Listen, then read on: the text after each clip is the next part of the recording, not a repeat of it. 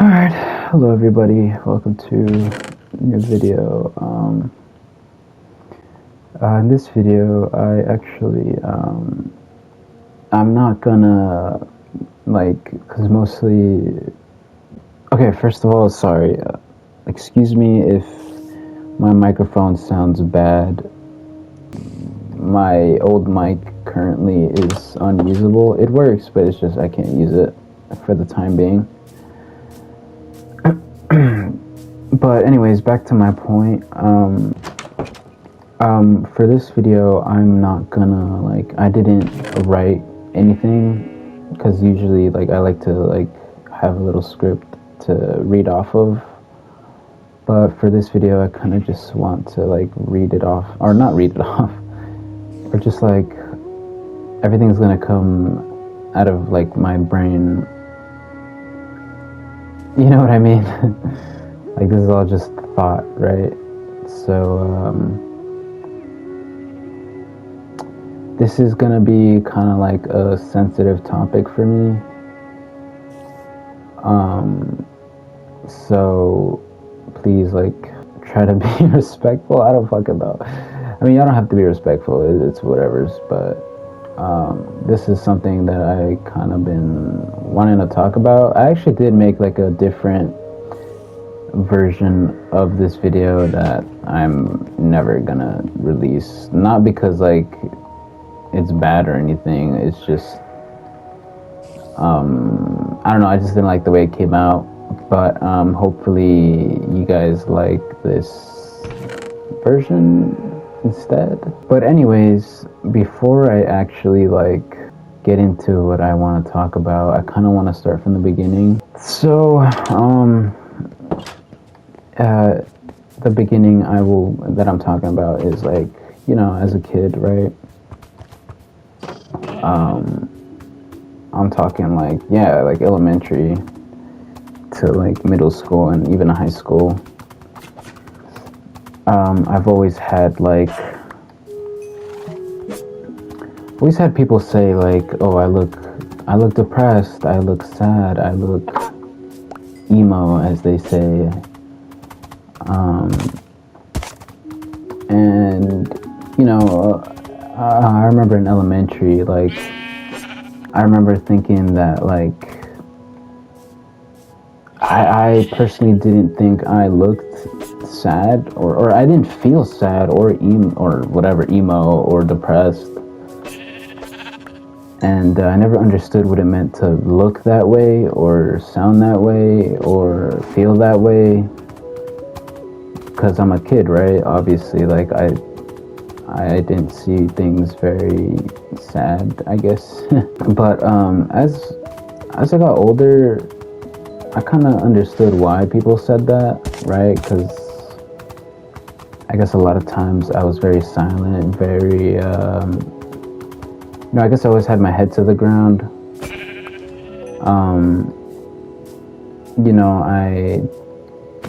I wasn't charismatic. I didn't really go to people to talk to. And I guess also the way I dressed too was a bit I guess I would wear dark colors, I suppose. And I guess with my hairstyle as well. But I never really liked having that label on me, right? Of being this sad person, being quote unquote depressed. It just never made sense as to why people would even call me that to begin with. There would be times where literally it would kind of piss me off or annoy me when people would say that, because to me it wasn't true. I wasn't sad, I wasn't this, I wasn't that, but it kind of started getting to my head at a certain point. I was like, what if I am sad? What if I am depressed? What if I am what people say I am, right? And for a time, it got me wondering, is there something about me that, is there something wrong with me? Now that I think about it, yeah, I don't talk to people. I don't engage in conversation with anybody. I don't find thrill, or I don't see the thrill in myself the way I've seen it in others. I always saw people laughing, but you never saw me laughing. You always saw people talking amongst themselves, and then there was me who was just sitting alone, just silent. So for some time, I started to think about all these things, and it really kind of just got to me, right? And I never really knew who to go to communicate these feelings. So I kind of just kept all these thoughts and emotions to myself. And I think at a certain point, I kind of embraced being this sad person. I kind of wanted to be what people told me I was, right? But of course, around high school, I think after living a lot of experiences in my life, there were actually reasons for a lot of things came to mind as to like, as I grew older, you know, like I kind of realized like yeah, there's a reason why I guess I had all these patterns of like always being silent, always being afraid to talk to people, always looking down, always looking sad, and a lot of it had to do with you know, just the way I was brought up as a kid. But obviously as a kid, you know, I never really like thought about like about those things. During my high school years, like I was still kind of like processing like why I was like still this person that looked and behaved the same way as I always have since elementary, right? I don't know, it got so bad. It really did. Like there was points in time where I did want to take my own life, right? And I think that's like an emotion that most of us feel at some point. But the catch with me though was that I knew I was too afraid to take my own life, right? I knew that like I didn't have it in me, like it wasn't who I was, right? So yeah, I never like actually, like I thought about it, but I didn't really consider it, right?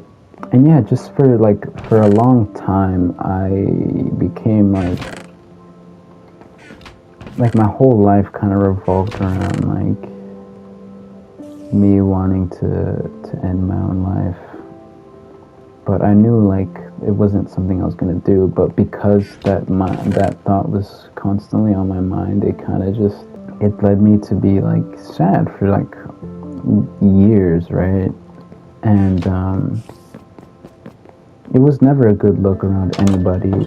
I think a lot of people started to notice that like that I look sad, right? Well, I mean, people have always noticed that, right? Even my parents. And I never really told them why I looked that way, why I felt that way. I just know that like that I couldn't express it out loud. I couldn't tell, like, how do you tell someone that like what you've been thinking is taking your own life, you know? It's just not something you share out loud that simply. I mean, and I guess you could make the argument, right, that like, oh, it doesn't have to be said like so casually. It doesn't have to be like this or that. But I don't know, I didn't know how to like approach the subject.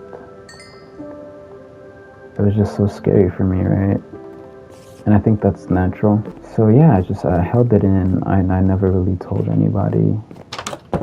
You know, I feel like if I did tell anybody, I would get scolded at because like, I guess I was afraid of getting like the notion of like, oh, why would you even think of doing that? Like, why is that even in your head, right? Yeah, I don't know. I never really communicated it to anyone. So it kind of just built up inside me. And you know, at some point, it's like I knew that I was never gonna like take my life. So I thought like, oh, like wouldn't it be convenient if somehow like somebody were to just like kill me, right? Like maybe say like maybe it's like I'm at a wrong place at a wrong time, or like a car were to hit me, or I don't know, maybe I trip and fall and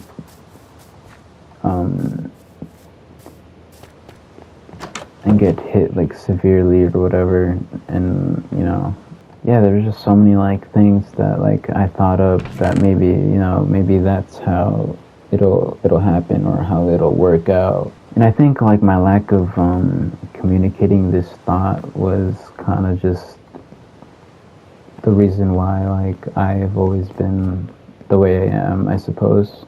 And something happened to me this year that I wanted to talk about because I never really like talked about it with anybody. But basically what had happened to me was I got hit by a car, actually. It all happened so fast. And I feel like that's how every like car accident happens, right? Like there's just like no time to react. I was walking up the street, I was actually coming from my lunch break at work, and I was crossing the street, so yes, I was walking. And what had happened is that there was a car making a left turn onto the sidewalk where I was walking. And this person happened to have, I guess, just not seen me. I got hit from behind, and I kind of went flying, I guess you could say. I kind of just slammed on the ground, and I didn't lose consciousness, so I was completely awake during this whole thing. As soon as I hit the ground, all I could think of is like, okay, I'm awake, right? So this thing didn't knock me out. And, I kind of thought in my head, like, I don't want to be conscious. I kind of just like, because I was just so worried about everything. Like, oh shit, like, what am I going to do? Like, what just happened? Did I just get hit by a car? Like, it was just so crazy to me. Like, that just doesn't happen every day, right? Yeah, I'm just thinking, like, what the fuck just happened and what am I going to do now? Like, now that I've, got hit or whatever. And, back to what I was saying, right? So this guy that hit me, right? Fortunately, he didn't run. He didn't leave the scene. He actually stopped.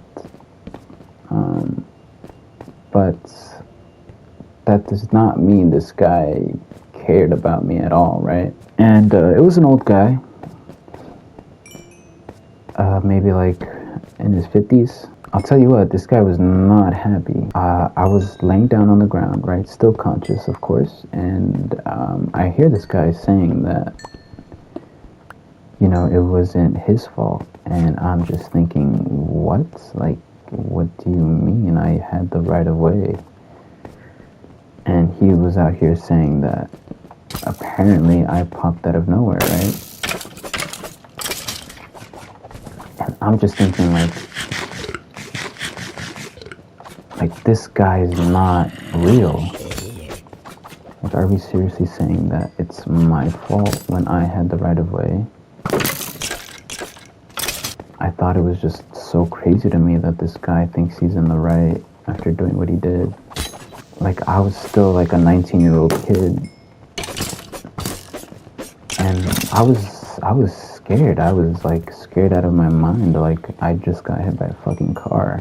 I guess the thing that I was most concerned about is if my legs were still functional. Like, I was praying that my back wasn't broken, or any part of my body wasn't broken. Of course, some pedestrians witnessed the whole scene, right?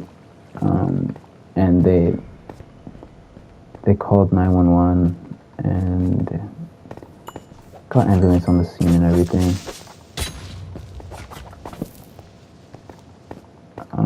And of course, everything got settled, I suppose. Not really. But yeah, I got picked up by an ambulance and was taken to a hospital.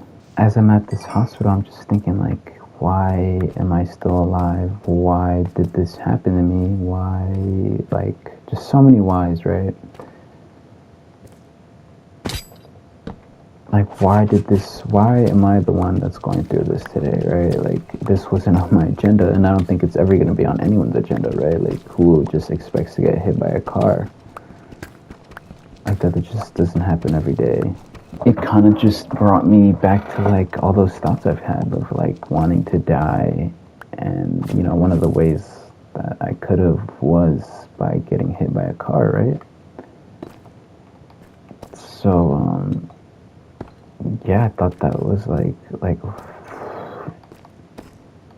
at that moment, like I kind of wished that, you know, that car that did hit me, you know, it took my life, right?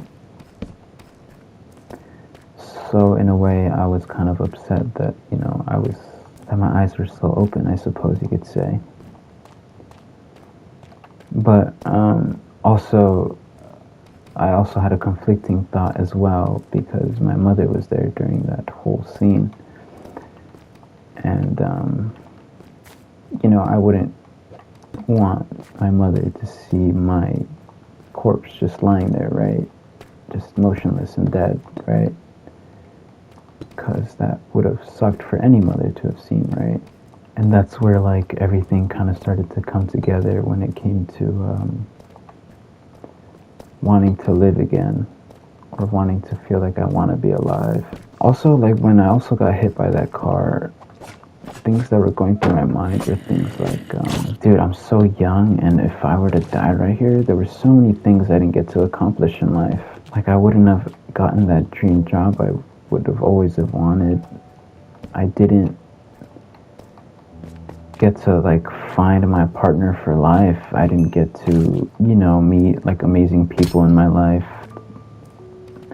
I wouldn't have gotten to see who my cousin or brother would have become getting older.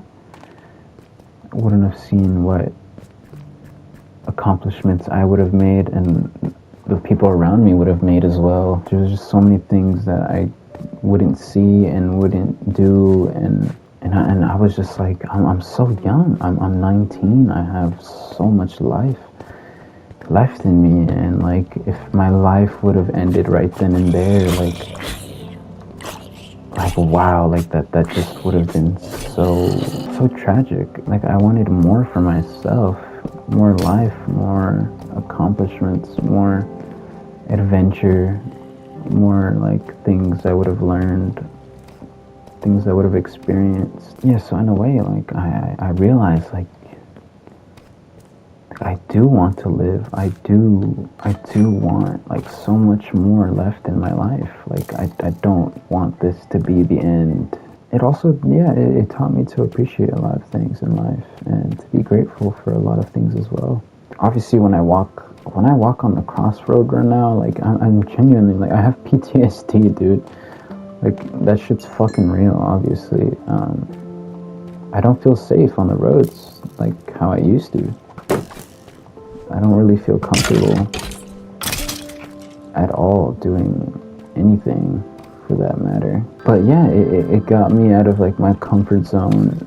You know, I had to call up a lawyer. I had to get the whole thing resolved. I had to, you know, I had to go to physical therapy. I just had to figure it all out, right?